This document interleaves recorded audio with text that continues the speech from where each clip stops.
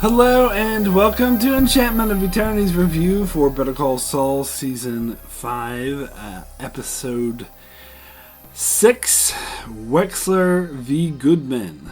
This video is part of a series of videos where I review episodes of Better Call Saul, so I have to start with a spoiler warning for Better Call Saul up to Season 5, Episode 6. If you haven't seen up to this point, you will not want to watch this video, otherwise some things will be spoiled for you. So, this was a pretty powerful episode. This is a pretty good episode. Pretty impressed. It went in directions I did not expect. So, let's start with the Saul Goodman stuff. So, of course, we see Jimmy at it again with his old film school buddies. I don't know exactly how much time has passed in the universe, but I do wonder if these film school students graduated film school by now. I think I already talked about this, but anyway, so he wants to do this, commercial, and he doesn't really understand the basics of filmmaking.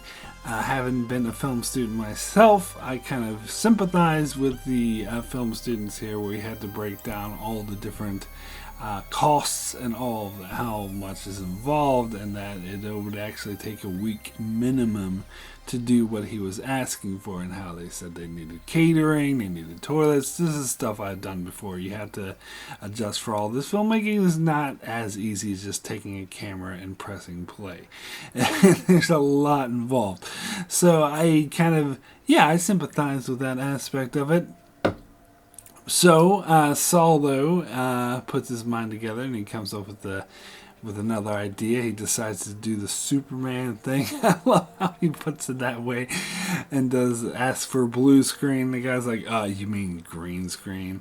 And, well, here's where the episode loses me, because he asks, when Saul says he wants to do green screen, the guy's like, well, do you have a green screen? Green screens are actually very easy to buy. I don't know, maybe I'm thinking of, 2010s. This is taking place in the 2000s, so maybe they weren't as readily available and easy to buy back then as they are now, but you can get a green screen. All you need really is a green blanket. That's really all you need. And in fact, it's demonstrated here because they spray paint something green, but surely they could find a green blanket somewhere. But anyway, they get their green screen and they shoot their commercial, and we get another classic Better Call Saul montage, which was, these are always a lot of fun. And then we see Kim pull up, and she calls the whole thing off. She says, let's call the whole thing off. And Jimmy is not, of course, happy about this, obviously, because he went through all this hard work and dedication. But I think it was more than just the sunk costs. It more had to do, he was really looking forward to running this scam. It's because we know how big of a thrill he gets out of doing that. But Kim, of course, has sort of had a sobering moment, which sort of makes sense for her character, because she seems to be going back and forth, which is pretty much her whole journey at the moment. She's sort of coming down from yelling at Rich, and realizing that she made a huge mistake, and that she shouldn't be doing these scams, and she should be playing by the rules. But I sort of question this, because we saw before when she had that client who wasn't taking the deal that he should take, and so Jimmy came up with a plan to scam him, and Kim's like, no, we have to play by the rules, straight and narrow, I'm not going to cheat my client. And as soon as Jimmy leaves, she runs the scam herself. So yeah, she's really straddling that area. She's not willing to commit like Jimmy is, so I do question her sincerity in this instant. And so, but when Kim calls it off, Jimmy is like, or Saul, however you prefer, is like, okay, this is your thing. You came up with this idea. If you don't want to do it, then we're not going to do it. So they call the whole thing off. Now, I think it's quite obvious that Jimmy was going to go through with it anyway. I think this is really predictable. In fact, when they show him contemplating not doing it, I couldn't imagine him not doing it. I just couldn't. And they do a really good job of portraying like how much this was eating at him. Like, oh, he was almost there.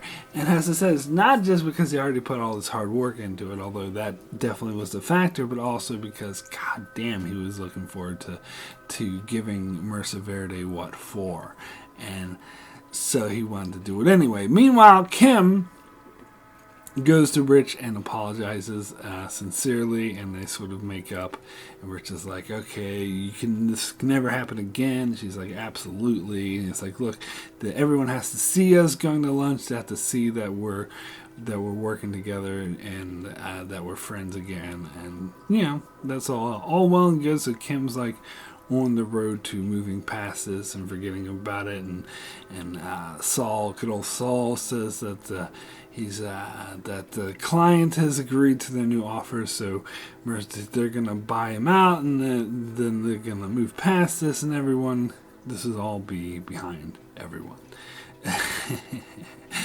And meanwhile, Jimmy does this other thing where he gets these hookers that he just, helped in the court case, and he hires them to pretend to know Howard and pretend that he owes them money right in front of Cliff and everyone else at lunch. Now, I don't know. I want to see where they're going with this Howard thing. Again, it kind of just feels like they're having an excuse to keep this actor around. Because I think, actually, I'm really not on Jimmy's side. Now, for some of the other stuff he does, it's despicable, but you can get on his side a little bit at least. But as far as this stuff with Howard, it just seems incredibly petty.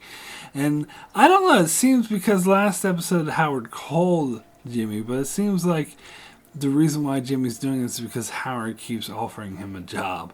And as long as he offers him a job, he's going to keep hounding him because he hates Chuck and Howard and what he stands for. But it is extremely petty of him, and I just really can't get on his side in the least on this issue. Leave poor Howard alone. Anyway, so they have their little negotiation meeting, and of course it doesn't go as planned. Again, as I said, this is the most obvious thing in the world, that Jimmy's simply not going to let this go. Like, he just can't. So we the audience, were not privy to what this scam was, which is, I think, a good way to disseminate information.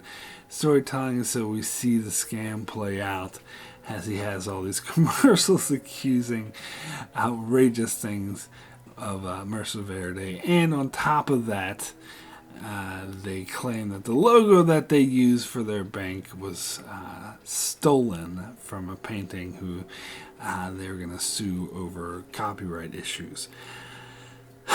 So basically, Rich and Kim, and you can tell Kim was pissed. She was so pissed off about this.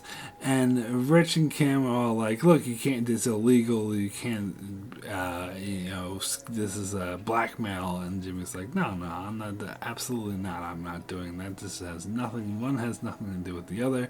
Of course, it's really see-through and bullshit.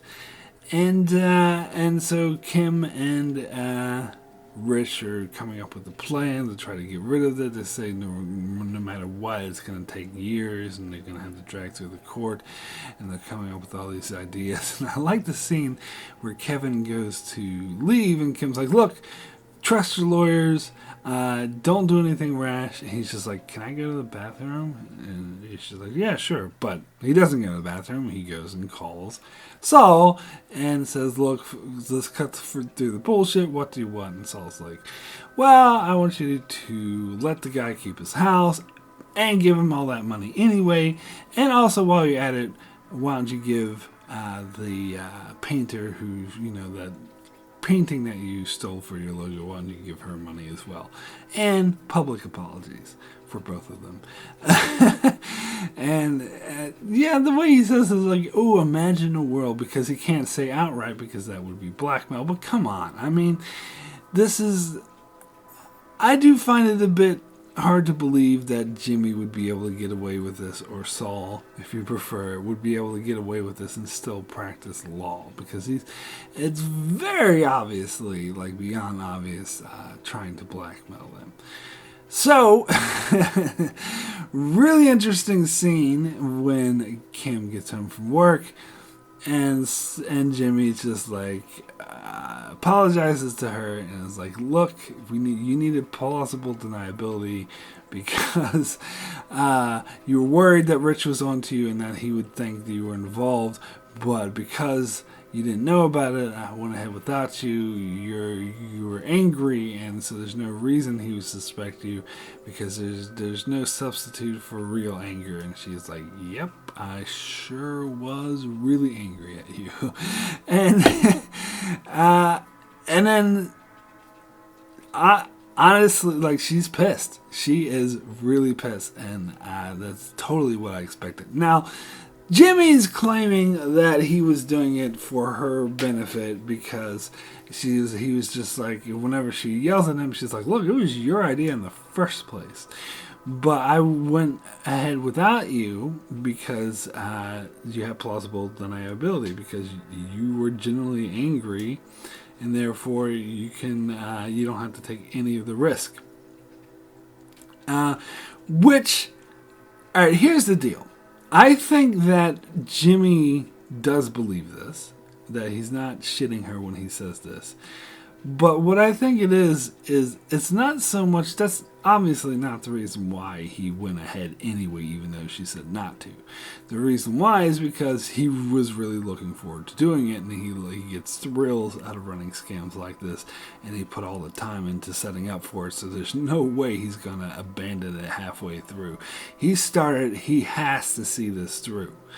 The reason that he gave Kim about plausible deniability was his justification. And I do believe he believes this in his head. It was his way to justify being able to go forward. Because let's be clear about this. He was going to go forward with it regardless. He wanted to do it. He started doing it, so he was going to do it. The reason of the plausible deniability with making Kim genuinely angry, that was the justification he gave himself to allow himself permission to do it. But if it wasn't that justification, he'd come up with something else. He'd come up with something, because he was going to do it regardless. And so Kim's reaction was very understandable and predictable, that she threatened to break up with him. And of course he was too sort of deluded in his own head, because he really believed, like, in his head, that he was doing this for Kim for plausible deniability. He's not allowing himself to see the truth that he does it for the thrill. And so he was actually surprised when she threatened to break up with him. But this next thing really shocked me, is that she was like, "Look, we either have to break up or," and he's like, "Or what?" She's like, "Or we get married." I did not see that one coming. Now, I was kind of thinking, ooh, they're going to break up already, because, again, we kind of know they're not together in Breaking Bad times. So there's still, a couple years to go. So I thought maybe they would save them breaking up for the last second.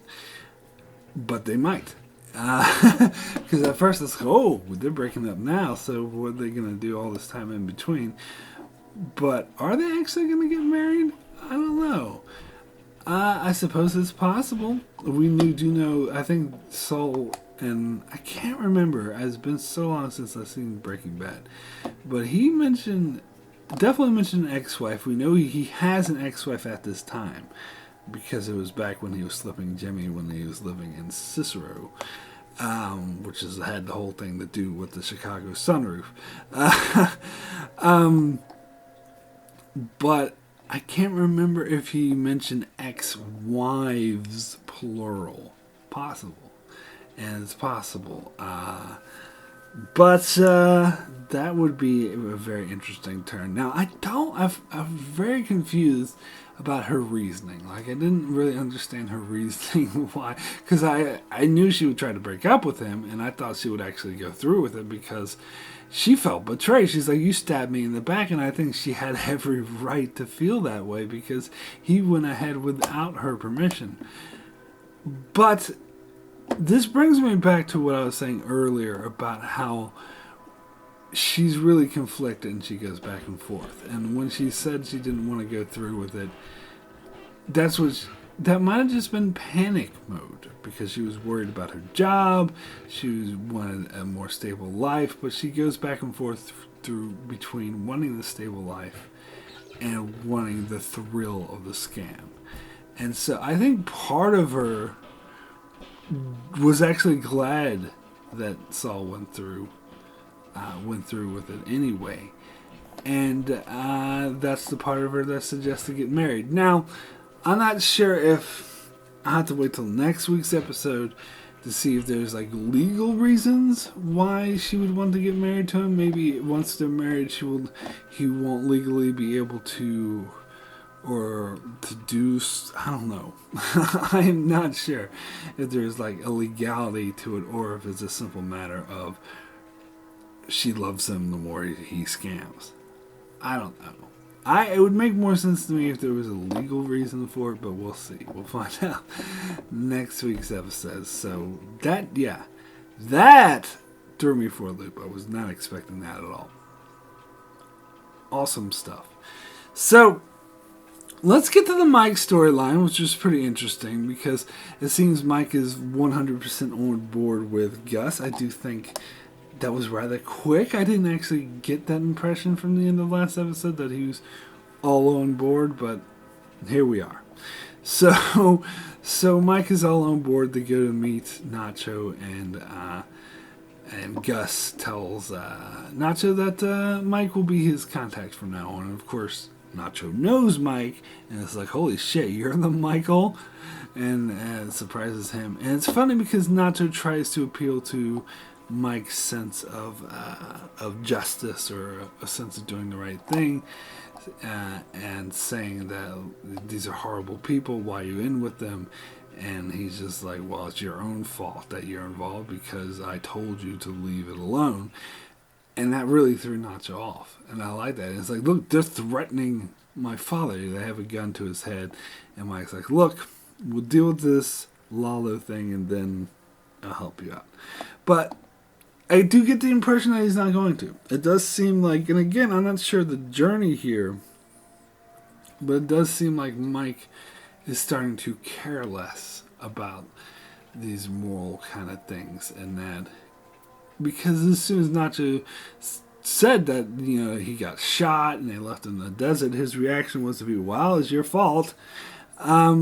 Which is kind of different than how he would have reacted before. And he doesn't seem to care as much about all the bad shit that Gus does anymore. I guess the killing of the German dude is kind of sort of desensitized him to everything, and his bout with suicidalness made him a bit more sort of apathetic, and he just doesn't give a shit anymore.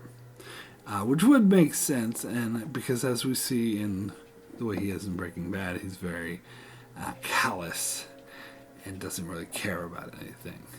So that's pretty interesting. And then we see him going off and doing his thing, trying his hardest to sort of manipulate the situation to get Lalo arrested. And that was pretty cool because that shows how, I want to say intelligent, but also, I guess, trying to find the right word, really sneaky in an intelligent way. I can't think of the words escape me, but he's really devious. Maybe devious is the appropriate word. That Mike is, that he's a really tough opponent to go against, and that he can really accomplish things, and I think Gus knows that, and that's why Gus recruited him, because the other thing Nacho told Gus is that Lalo's going to go full on after him, and he's going to do everything he possibly can to ruin him and to diminish him in the eyes of the cartel, so the cartel will stop doing business with him. And so Gus has to be proactive in going after Lalo, and we see that Mike very expertly manipulates the situation to get Lalo arrested. But of course it's not over yet, because even though he gets arrested, is he going to stay arrested? Is he going to go to prison? Or is he just going to get off and very easily and go right back to what he's doing? So game's not over. There's still moves to be made between Mike and Lalo. And I do wonder how, because we know, as I talked about that line from Breaking Bad, we know that something's going to go down between Lalo, Saul, and Nacho. So, really curious. I think we're far off from that. Well, because we know there's one more season after this one, so I wouldn't imagine it would happen until next season. But maybe not. Maybe it will happen at the end of this season. But I'm very curious to see how this is going to go down. So anyway, my rating for Batman v Superman: Wexler v Goodman out of 10 is a 9. Excellent. I think this is a great episode. It was very powerful. Caught me off guard. Even though it was kind of slow paced. It has all the markings of the great acting, great character interactions that make this show great. Anyway, that is it for my review of Wexler v. Goodman. I shall be back next week to review the next episode of Better Call Saul, as well as I cover many other shows on my channel, such as Star Trek, The Expanse, Picard, and more. So be sure to subscribe so you can keep up with all of that. And thanks a lot for watching.